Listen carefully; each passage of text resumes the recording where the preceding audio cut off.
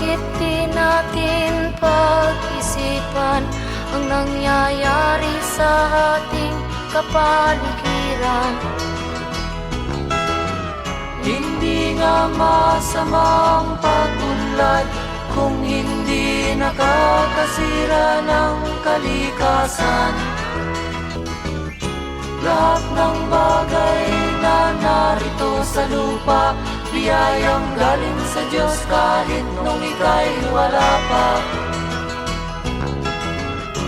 Ingatan natin at huwag nang sirain pa, pagkat pag kanyang linawi tayo'y mawawala na.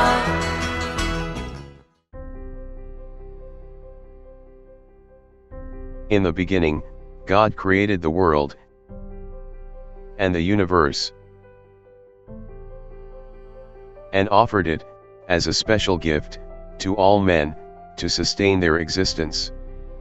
The phenomenon of greenhouse effect was introduced by God, in order to stabilize the temperature on the surface of the earth, and make it comfortably habitable to men, and other living creatures. Greenhouse gases, or GHGs, are a special kind of gases, produced by nature, and natural activities of men. They rise up in the atmosphere, and stays there due to gravitational pull. Rays from the sun are able to freely penetrate the layers of GHGs. However, the bounced back heat from the earth is already in another form, most of which are trapped by the GHGs, and re-radiated back to earth. This produces the greenhouse effect. Without it, the surface of the earth would either be too hot, or freezingly cold, for survival. But, as the saying goes, too much of everything is also not good. Too much GHGs cause global warming. The warming of the earth is faint and gradual, not felt so much by the senses of men. Since changes in temperatures will vary based on many factors, such as location, latitude, etc. It is measured as a global average and compared to the global average at a point in time, after the Industrial Revolution, which occurred in the 1850s to the 1900s. As of date, the most recent reports indicate that global warming has risen already by 1.27 degrees centigrade at year-end 2020. To the uninformed, this might be taken as simply a very small rise in temperature. However, this is already very serious. Global warming has very grave effects on the environment, more than enough to cause extreme changes in the climate, or climate changes, which gravely affects people. But, how do global warming cause climate changes? Because warming affects the air, its first natural consequence is hotter and more turbulent air. Together with the warmth of the sun, this causes melting of the ice glaciers, and the Arctic region. In turn, the melted ice cause sea levels to rise very gradually but steadily. The warmer environment and more water produces more evaporation, filling the clouds densely with rainwater. In areas where the turbulent air blows the densely filled clouds, more rainfall occurs, at times very powerful storms. But in other places, too much evaporation of water also cause drought situations. And coupled with warmer air, forest fires normally occur. All these abnormalities also take a toll on the crust of the earth, and more earthquakes happen. These natural calamities definitely affect people. The rising sea levels not only create floodings in low-lying areas, in many places too, water stays permanently and deprives people with arable and habitable land. Not to mention all the physical injuries that people become exposed to. Even the animals are affected directly, and their migratory patterns severely hampered, causing their decimation in numbers, or even extinction. Same with the flora and vegetation. Floods and droughts cause them to be less productive and, like the animals, subjected to decimation and extinction. Inasmuch as these are the major sources of men's food and origins of medicine, people are likewise negatively impacted. The whole well-being of men is gravely affected. We can control and confront climate change. But before acting, it is best to study and understand the problem. Pope Francis discussed in his Laudato Si the human roots of this ecological crisis.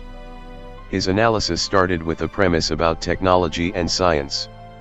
We are beneficiaries of 2 centuries of enormous waves of development, which bring power, and when well directed, can definitely work for men to improve quality of lives.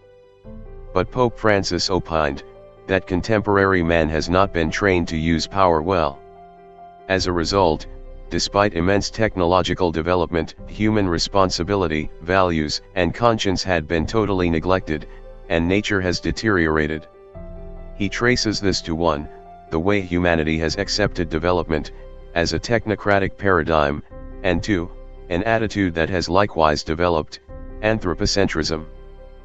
He traced the development of the technocratic paradigm to the following: 1. Men progressively approached and gained control over an object in nature. 2. Men extracted whatever they can from nature, rendering their relationship as confrontational. 3. Men became totally open to manipulation of everything. And finally, 4. A notion of infinite and unlimited growth developed, and the ensuing habit of consumerism brought about the following. The idea of buy some more, and keep on buying. It dominated both our economic and political lives. It conditioned our lifestyle, giving rise to the superdevelopment of a wasteful and consumerist kind. It conditioned men to focus on details, at the expense of seeing the bigger and more complex problems, such as the poor and the environmental problems. As we are constantly flooded with new products that appeal to our needs and comforts, life gradually surrenders to technology. In a way, this also contributed in the development of anthropocentrism, the attitude where man places himself at the center, where everything is irrelevant unless it serves his purposes.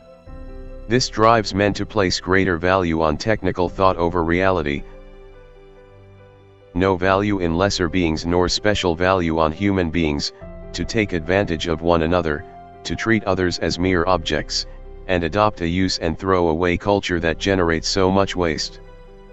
Pope Francis suggests that we broaden our vision and 1. Redirect technology to serve people and produce progress which is more human, more social, and more integral. 2. Adopt more positive view on work and create more jobs and employment. 3. To do this, promote an economy that favors productive diversity and business creativity. 4. Support small producers. And lastly, 5.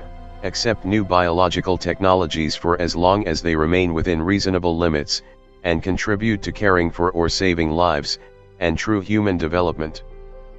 It is therefore imperative for humanity, to resist this technocratic paradigm, and anthropocentrism. We must take care of our common home, for as Pope Francis admonished, creation will destroy us, if we destroy creation. How serious is our ecological crisis? Let us go back in history, to 2015 when the United Nations met and agreed on a landmark agreement, to limit global warming to less than 2 degrees centigrade. Amidst numerous objections from scientists, that this level is still unsafe for mankind, the United Nations created a special body, IPCC, to study and evaluate the feasibility of lowering the limit of global warming to only 1.5 degrees centigrade. This body came out with a special report in 2018 which showed that 2 degrees centigrade is disastrous to men, and even 1.5 degrees centigrade will bring unprecedented hardships. This report moved Pope Francis to declare a climate emergency in June 2019, saying that for too long, we failed to listen to science. And went on to quote the report that, effects on climate will be catastrophic if we cross the threshold of 1.5 degrees centigrade and that, 1 decade or so remains. In order to achieve confinement of this global warming, what happens if we cross this threshold of 1.5 degrees centigrade? The IPCC report projects the following. 1. Extreme heat. 14% of global population will be exposed to extreme heat at least once every 5 years. 2. Sea level rise. This will rise by around 400 centimeters, impacting at least 46 million people. 3. Loss of biodiversity. 4%, 8%, and 6% of total species will be lost for vertebrates, plants, and insects, respectively. 4. Ice melting. 4.8 million square kilometers of Arctic permafrost will be lost. 5. Crop yields. Agricultural yields will decline some more, by 3%. 6. Coral reefs. 70 to 90% of coral reefs will be destroyed. And 7. Fisheries. The reduced coral reefs will reduce fisheries output by 1.5 million tons. 8. Water availability. 350 million people will be exposed to severe droughts. We all know that all these will bring about so much difficulties to mankind, especially the poor, and the underprivileged. So what should we do? Let us keep in mind the advice of Pope Francis. We must take action accordingly, in order to avoid perpetrating a brutal act of injustice towards the poor and future generations. Our children and grandchildren should not have to pay the cost of our generation's irresponsibility. Let us confront climate change, and act now. There are two differentiated objectives in responding to the impacts of climate change. First, adaptation, or the ability to adjust, to reduce vulnerability, and increase the resilience to change. It focuses on the effects of climate change, anticipating the adverse effects, and taking appropriate action, to minimize damage they can cause. Well-planned and timely adaptation actions save money and lives. FAO of the United Nations suggests the following priority themes for adaptation. 1. Having the right data and knowledge. Proper assessment of impacts and vulnerabilities is vital. 2. Community and government cooperation are needed to develop appropriate policies and provide financing for adaptation mechanisms. 3. A sustainable and climate-smart management of land, water, and biodiversity is developed. 4. Technologies, practices, and processes for adaptation are adopted, and 5. A disaster risk reduction and management plan is developed and adopted. The development of adaptation plans should be focused along areas of concern, to which an area is assessed to be most vulnerable. Usually, the approach is direct community engagement, especially for crowded urbanized areas. A priority concern for these areas is the development of a disaster risk reduction and management plan to address high probability risks. The universally accepted UN approach to disaster risk reduction is the Sendai framework. It calls on all communities to adopt 7 targets and 4 priorities. The UN also calls for the development of resiliency in communities, the ability of a community exposed to hazards to resist, absorb, accommodate, and recover from effects of disasters in a timely and efficient manner, and with the end goal of being able to bounce back better. An approach to building disaster resilience among parishioners include the inculcation of I make a difference. I participate and I am empowered. I believe and trust leadership. A simple way of analyzing the disaster resilience of a community is evaluating 8 critical attitudes. I can do something to mitigate the effects of a disaster. I can deal with hazards and as a result, there will be good outcome. Hazards are important and I think and talk about hazards regularly. I deal with problems by undertaking actions directly. I actively participate in community activities. I discuss and define problems and help determine solutions. I call upon personal and external resources and deal with issues that arise. I trust individuals, groups, and organizations. If all these are present, your parish is disaster resilient. Without doubt, we must remain relentless in developing adaptation measures. Nonetheless, we are also aware that the effectiveness of adaptation plans are limited by the degree and intensity of climate changes. So it is best to augment adaptation initiatives with mitigation efforts. The mitigation approach focuses on the root causes of climate change and global warming. It deals with actions to limit the magnitude or rate of long-term climate change, usually involves reductions in human emissions of greenhouse gases. There are practical and effortless ways we can contribute to mitigation in our daily ordinary life activities. Among these are: 1. Making our transportation more sustainable. Whenever possible, walk, not ride, plan trips, reduce the use of fossil fuel consuming rides. 2. Improve our household energy efficiency. The generation of energy is the biggest producer of GHG. Switch off unnecessary lights, reduce electrical consumption, use renewable energy, to name a few. 3. Conserve water. The global supply of fresh water is very limited. Every drop of water counts. Lots of energy is consumed to flow water to your faucets. 4. Reduce, recycle, and reuse, save on costs, economize. Help reduce dependence on fossil fuel, contribute in slowing down the depletion of Earth's resources, by choosing more eco-friendly and low-carbon footprint products. 5. Engage in low-input agriculture, right in your backyard or vicinity. Grow your own food.